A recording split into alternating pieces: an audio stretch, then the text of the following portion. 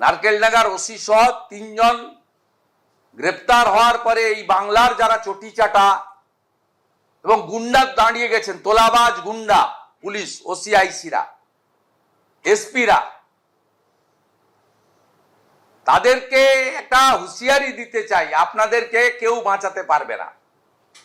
57টা murder, 12,000 ইনসিডেন্টের FIR, 1 লক্ষ লোককে ঘরছাড়া করা, এর হিসাব জবাব অভিজিৎকে দিয়ে শুরু হয়েছে।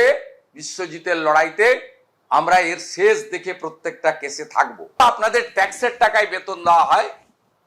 আগে সিআরপিসি আইপিসির বলতাম, এখন বিএনএস। বিএনএস এর অন্তর্গত ভারতীয় সংবিধান মেনে কাজ করুন। এই ভাইয়ের একক লড়াই এবং আত্মসমর্পণ না করা লড়াই,